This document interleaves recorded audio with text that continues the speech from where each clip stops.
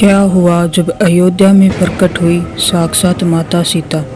जी हाँ दोस्तों, ये वही माता सीता है जिन्होंने अपने पति राम के लिए 14 वर्ष वनवास भोगा था उनके साथ, जबकि वनवास तो केवल राम जी को दिया गया था।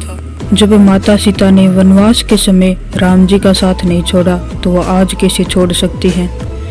दोस्तों, प्राण प्रतिष्ठा से पहले अयोध्या में काफ़ी सारे चमत्कार हो रहे हैं और यह अब तक का सबसे बड़ा चमत्कार है कि अयोध्या में साक्षात माता सीता प्रकट हुई हैं।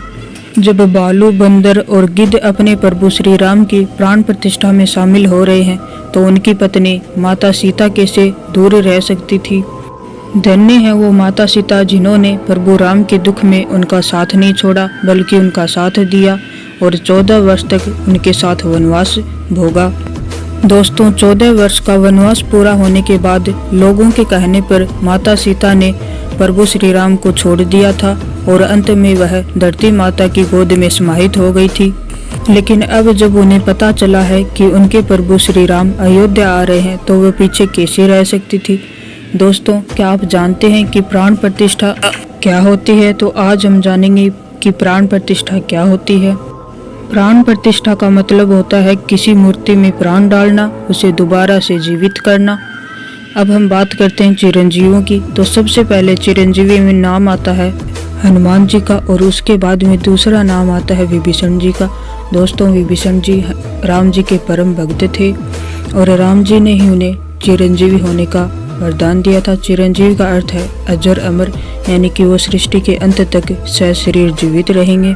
जैसे जैसे प्राण प्रतिष्ठा का समय नज़दीक आ रहा है वैसे वैसे बहुत से पात्र हैं जो कि राम जी से मिलने के लिए आ रहे हैं, तो विभीषण जी पीछे कैसे रह सकते थे। दोस्तों, इन चमत्कारों में सबसे पहले गिद्धों का झुंड आना, उसके बाद में भालुओं का आना, बंदरों का आना और उसके बाद में अब जो चमत्कार हुआ है वो सबसे बड़ा है। अब रावण के भाई विभीषण जी प्रकट हो चुके हैं अयोध्या में। वो प्रभु श्री राम के दर्शन के लिए अयोध्या प्रकट हो चुके हैं। इन चमत्कारों को लेकर लोगों के मन में काफ़ी सारी शंकाएं हैं कि यह कैसे हो सकता है, ये चमत्कार अविश्वसनीय है।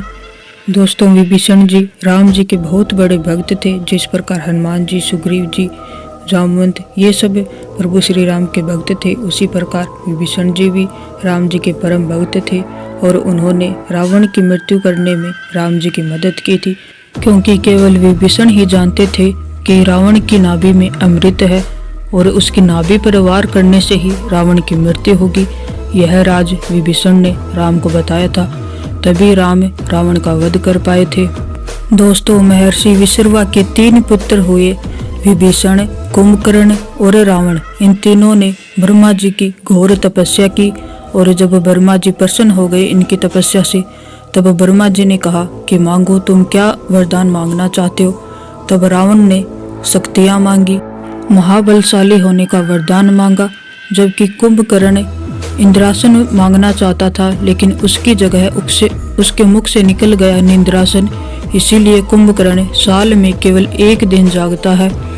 और उसके बाद में बारी आई विभीषण जी की, तो विभीषण जी ने प्रभु की भक्ति मांगी थी। ब्रह्मा जी से वरदान प्राप्त करने के बाद रावण ने कुबेर से उसका पुष्पक विमान और सोने की लंका बलपूर्वक हथिया ली।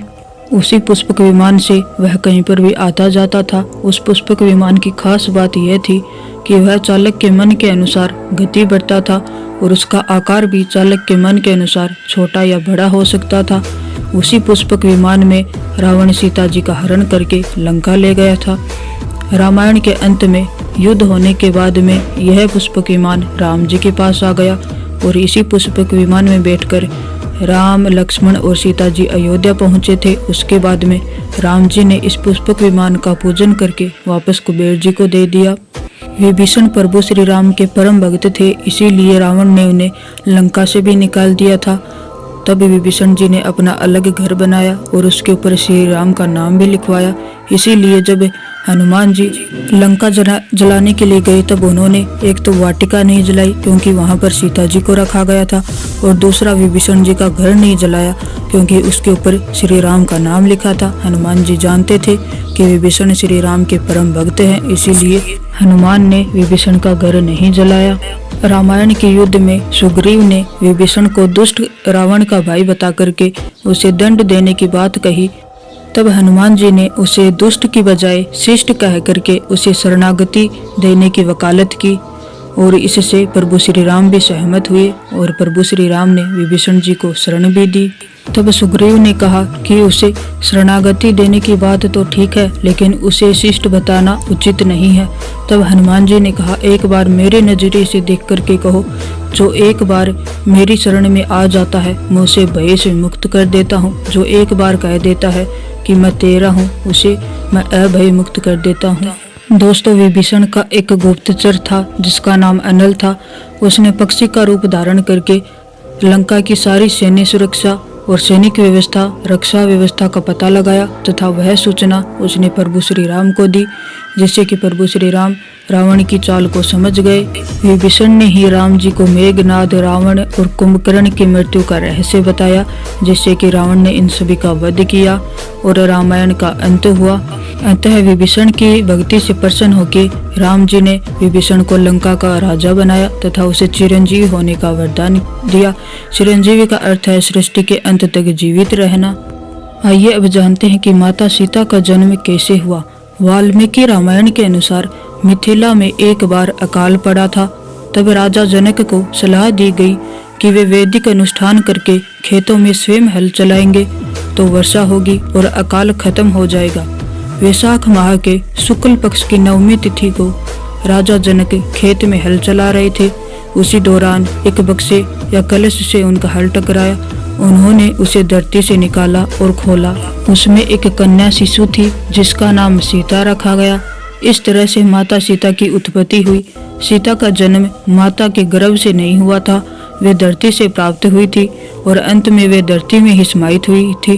अतः उन्हें धरती पुत्री भी कहा जाता है। सीता के जन्म की एक दूसरी और भी कथा है।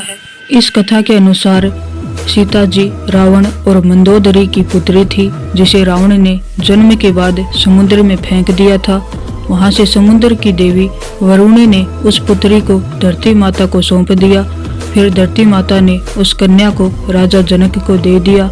वही कन्या जनक नंदिनी सीता के नाम से लोकप्रिय हुई और उनका विवाह भगवान राम से हुआ। सीता ही रावण की मृत्यु का कारण बनी। जब राम जी के वनवास की बात आई तो सीता जी सबसे पहले तैयार हुई। राम जी के बहुत मना करने के बाद भी सीता जी नहीं मानी और वे राम जी के साथ वनवास के लिए चली गई। धन्य है वो माता सीता जो अपने पति के लिए राजमहलों का सुख छोड़ करके वनवास का दुख भोगा। तो यदि आप भी एक सच्चे सनातनी हैं तो वीडियो को लाइक करके कमेंट बॉक्स में जय सिया राम जरूर लिखिएगा। आपको बता दें कि 22 जनवरी 2024 को रामलला की प्राण प्रतिष्ठा होनी है। उसमें प्रसाद वितरण के लिए 90 टन लड्डू तैयार किए गए हैं, जो कि प्राण प्रतिष्ठा के बाद सभी जगह वितरित किए जाएंगे। और इसके लिए 108 फीट लंबी अगरबत्ती भी गुजरात के बड़ोदरा में तैयार की गई थी, जो कि अब जलाई जा चुकी है, जो कि करीब 1.5 महीने जलेगी। वह अगरबत्ती जलाई जानी तो थी मंदिर के पास, लेकिन वहां पर प्रशासन ने जगह नहीं दी, इसलिए वह अयोध्या में जलाई गई है और अब उसकी खुशबू चारों ओर अयोध्या को महका रही है। और सबसे हर्ष की बात है कि बिहार से एक लड्डू आया है जो कि 151 किलो का है। यह लड्डू विश्व का सबसे बड़ा लड्डू है जो कि राम जी के लिए अयोध्या पहुंच रहा है। रामलला की प्राण प्रतिष्ठा के भव्य समारोह की तैयारियां जोरों शोरों से चल रही हैं। जगह जगह निमंत्रण पत्र बांटे जा रहे हैं, अक्षत बांटे जा रहे हैं। लोग प्राण प्रतिष्ठा से पहले भी मंदिर के दर्शन करने के लिए आ रहे हैं और रात में तो अयोध्या का नजारा देखने लायक है। अयोध्या को दुल्हन की तरह सजाया गया है, गली गली सजाई गई है। अयोध्या का नज़ारा बहुत ही सुंदर है और मंदिर निर्माण का कार्य भी लगभग पूरा हो चुका है और जो बचा है वो भी तेज गति से चल रहा है। और सबसे बड़ी बात यह है कि इस मंदिर के निर्माण में लोहे और सीमेंट का प्रयोग बिल्कुल भी नहीं किया गया है। यह केवल पत्थरों से बना हुआ है जिस पर सुंदर सुंदर मीनाकारी की गई है और इसकी सुरक्षा भी बहुत ही कड़ी की गई है। मंदिर की सुरक्षा के लिए बहुत सारी ड्रोन कैमरा वगैरह लगाए गए हैं जिससे कि कोई भी इसको नुकसान ना पहुंचा सके। और 22 जनवरी को पीएम मोदी की उपस्थिति में रामलला की प्राण प्रतिष्ठा होनी है। तो क्या आप भी रामलला की प्राण प्रतिष्ठा के इस भव्य समारोह में शामिल होंगे? हमें कमेंट में अपनी राय जरूर दें और एक बार रामलला के दर्शन के लिए अयोध्या अवश्य ही पधारें। अगर आप अयोध्या जाते हैं तो आपको वहां पर किसी भी तरह की कोई भी परेशानी नहीं होगी। वहां पर आपको खाने पीने रहने की सभी सुविधाएं फ्री में मिलेंगी। तो एक बार अयोध्या जरूर आइएगा। आप सभी को जय श्री राम।